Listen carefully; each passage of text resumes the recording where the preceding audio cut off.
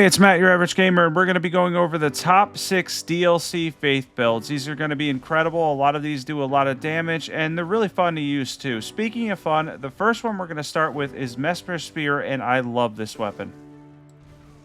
The only thing that holds back Mesmer Spear from being absolutely amazing, and it is still quite good, is the lack of hyper armor through its Ash of War, which is going to be Mesmer's Assault. Because of the fact that it's so long and it lacks hyper armor, it's very difficult to get through the entire thing.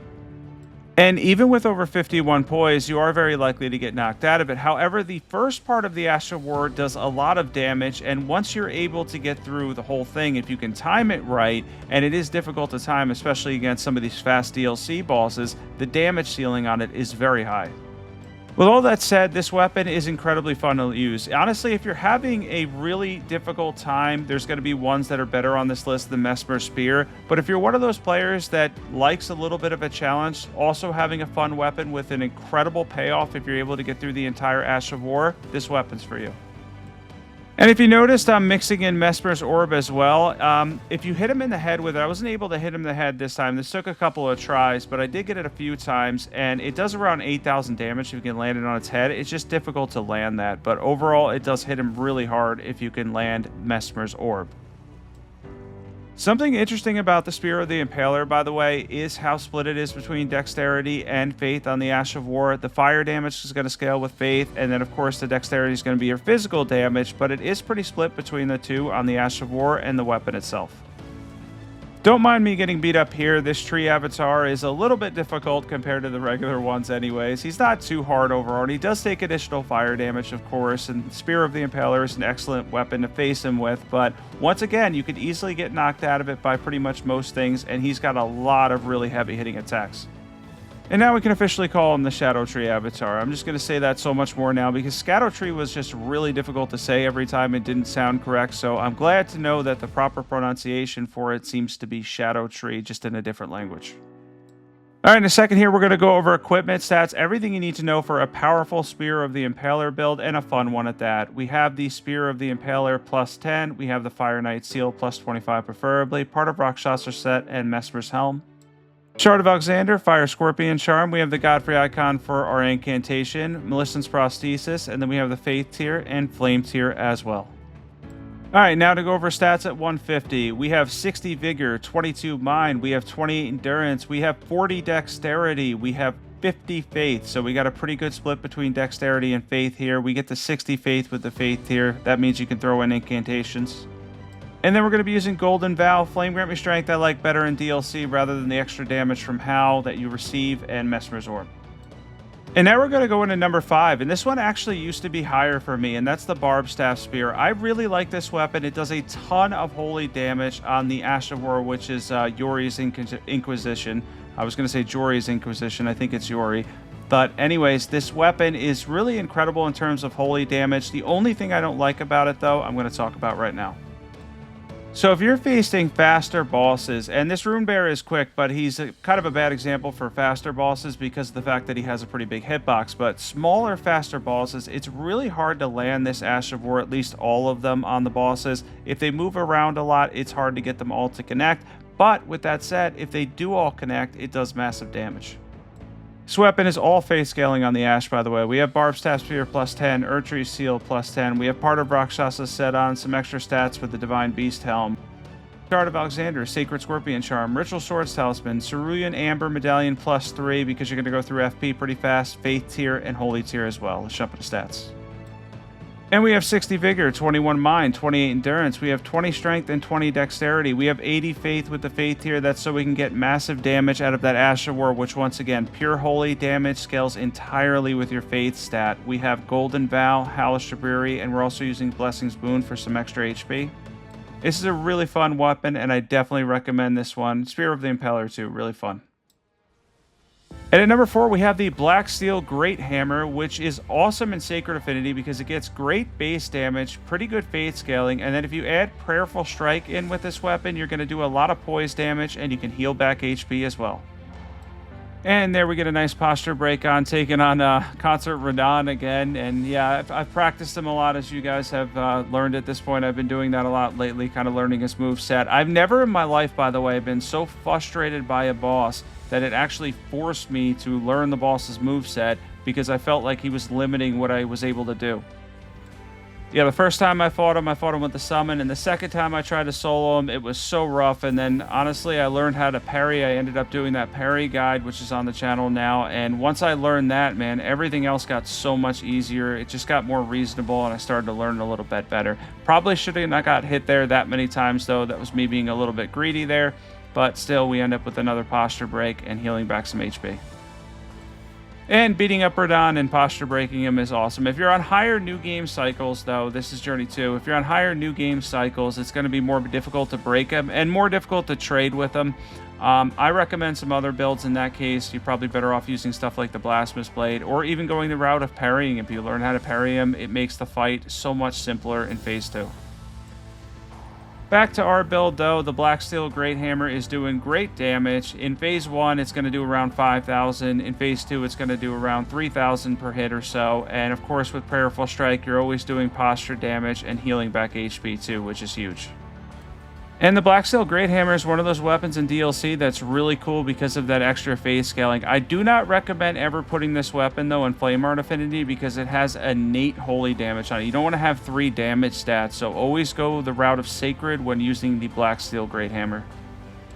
To give you some info you may not know, with 3 damage stats, it has to calculate against each and every one of them. So even if your AR is extremely high, you're going to get significantly less damage as a result. It's almost never worth it. So Sacred Affinity is perfect for the Black Steel Greathammer, and it can take advantage of that with amazing base damage. All right, let's finish off Radon here. Of course, he's going to spam me at the end because I guess that's just in his AI. I feel like every time I'm close to defeating Radon at the end, he just does what Elden Beast does and just starts spamming holy stuff everywhere, but maybe that's just me. In a second here, we're going to go over equipment, stats, and everything you need to know for this awesome Prayerful Strike build.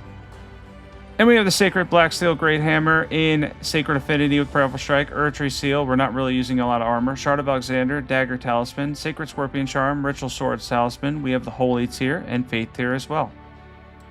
And now for stats on this build. Of course, I went for a Strength and Faith build here. I want to explain why my stats are this way. So you could switch to Heavy Affinity and have more physical damage if you need to. This will give you variety, meaning that if you two-hand it, you'll have 60 Strength. And if you use the Faith tier, you'll have 60 Faith, which means you can go with Sacred or Heavy. We have 60 Vigor. We're using Golden Vow, Flame Grant Me Strength, and Blessing's Boon for some extra HP. And at number 3, we have the Anvil Hammer. And although Spear of the Impaler is probably the most fun one on the list for me, my favorite one on this list is actually the Anvil Hammer because its Ash of War is good, but its charge attack power is insane. Its charge heavies and jump attacks are incredible because they do a ton of poise damage, and then you're getting a ridiculous amount of physical damage as well as some fire damage too, with pretty much all around good strength and faith scaling on the weapon. And I know I've covered the Anvil Hammer before. I used it in my boss video too, but it had to make this list. It's amazing for strength faith builds. It actually has pretty good faith scaling for what it shows. You're going to get pretty good points. It is strength first, but I love it as a faith and strength weapon. I think it's nearly perfect. It's a phenomenal weapon. And I know I've covered the Anvil Hammer before a couple of these builds, but honestly, to make the top faith list, they're going to be some of the best weapons, and I've covered most of the best weapons at this point. Yeah, this weapon's amazing. I love it. The Ash of War is good too. You get a lot of fire damage, a lot of physical damage. I just really like the charge attacks on it. Let's jump into equipment for this one. We have the Anvil Hammer plus 10 preferably. We have the Erdtree Seal. We have part of Rakshasa's set on, and then we have Cells' helm for some extra, I believe that was for the intelligence. Shard of Alexander, Fire Scorpion Charm, Axe Talisman, Two-Handed Sword Talisman, Spike Crack tier, and Faith tier as well. Yeah, I'm not a fan of the 11 requirement for intelligence, so I just used that helm. I didn't really want to put any points into intelligence. We have 60 vigor, we have 17 mind, we have 29 endurance, we have 40 strength. That's going to be 60 when we're two-handing this. We have 60 faith, 11 intelligence with that helm. Then we're using Golden Vow, Flame Grant Me Strength for the fire and physical damage, a good choice, and Blessing's Boon for some extra HP. All right, at number 2, we have the Fire Knight's Greatsword. I believe a lot of people are probably waiting for this one. I did a little bit of a showcase for this weapon, but I believe I made the best build yet for this one specifically because you can get a lot of damage out of the weapon's charge attack, and building around that in combination with the Ash of War turns into something incredibly powerful. So something that's always great in Elden Ring is pierce damage, and this weapon is capable of doing pierce damage. And if you do the charge attack, I believe it does count as pierce damage because, I mean, it looks like pierce damage, but I believe it also does calculate as that, which means that you're going to get some really good charge attacks on top of using Flame Skewer, Ash of War, which is an incredible Ash of War. And it's going to add fire to your weapon too, which is going to give you even more damage. I mean, we're going to have around 900 or so AR, which is pretty incredible. So we could take advantage of combining the Ash of War, using that initially, and then going for some charge attacks here, which are hitting for nearly 6,000 damage a piece and doing posture damage too. It's kind of funny watching this. I can't even really watch this boss and say it's an enjoyable fight. Like, I'm not even actually doing anything other than voicing this over right now, and it's difficult to watch this fight because I just don't enjoy it. It's the only one in the entire DLC I just don't enjoy.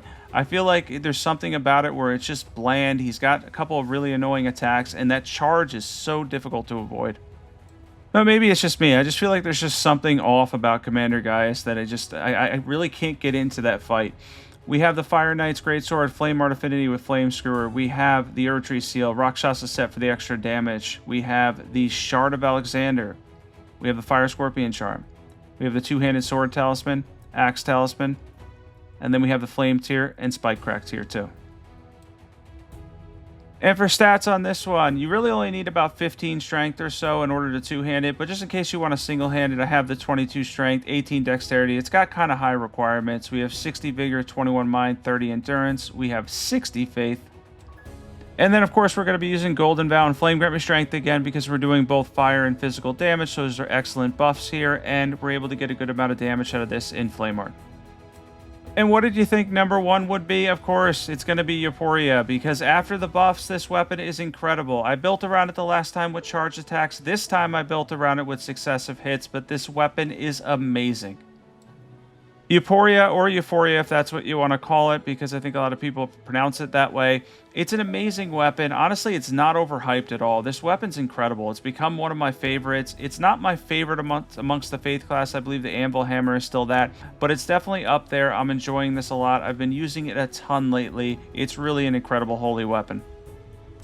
If you haven't tried this weapon yet and you like Faith, try this weapon because the Ash of War is going to scale entirely with your Fate stat. You need 5 hits to get the first beam. I only ended up with the first beam in this fight. We're going to show the longer beam here shortly. And then for the longer beam, you need 10 hits, which is half of what you needed before. 1.13 did a lot of good things for this weapon. It's incredible. And we have Euporia plus 10. We have the Erdtree Seal, which is really good for Fate scaling. We have Rakshasa set on for the extra damage. We have the Shard of Alexander. We have the Sacred Scorpion Charm. We have Melissen's Prosthesis, Winged Sword Insignia, or Rotten Winged Sword Insignia if you have it, Thorny Tier, and Holy Tier as well. And then we're going to jump into stats on this one before I go over a couple more things with Euporia. It's not what was in the last video, by the way. It's a couple other things about it. We have 60 Vigor, 21 Mind, 28 Endurance, 16 Strength, 21 Dexterity. That's with Melissen's Prosthesis. And of course, we have 70 Faith to get really good damage out of this amazing Ash of War. We're using Golden Vow, Halaster Brewery, and Blessing's Boon as our buffs. And now we're going to show off the longer beam here. It does a lot of damage. You're going to need 10 hits. I used the other dragon for that, hit him 10 times, and then went over this dragon and was able to get in massive damage. So, the undead, interestingly enough, you don't end up with a beam. A lot of people may have already known this, but this applies to the skeleton enemies and also the Ghost Flame dragons as well, where it just doesn't build up towards the beam. I don't know if it's like a lore-related thing, but you do not build up the beam by facing them, and you can do a lot of damage to them, though, with successive hits, but you won't get the beam. Just in case you're literally wondering why you're fighting, say, a Ghost Flame Dragon, which there's a decent amount of these in DLC, and you're not getting any beam, it just happens with most of the undead enemies in the game. Though we were able to, with regular hits, we built up 33,000 damage of successive hits, which is pretty incredible. And admittingly, I didn't know this. I used Euporia before the patch. I made one build for it, but it wasn't really that good. It was kind of mid, to be honest. And then 1.13 came, did wonders for this weapon. It's incredible now. It's so good in DLC. And then I started facing some of the undead enemies, and I realized that. I'm sure a lot of people know already, but that's just interesting. Anyway, thanks for watching. I appreciate everybody that tuned in to my top 6 faith builds. These are always fun to do. And by the way, for incantations and spells, I'm going to be doing a separate list for those soon, my top 10 or 15. I'm still working on getting good damage out of those. Be sure to sub if you're not subbed yet. You're not going to want to miss out on the awesome Elden Ring content. I can't wait to do more. There's still a fairly good amount to do with DLC too. I hope everybody has a wonderful week, and next video should be my fun build videos this weekend.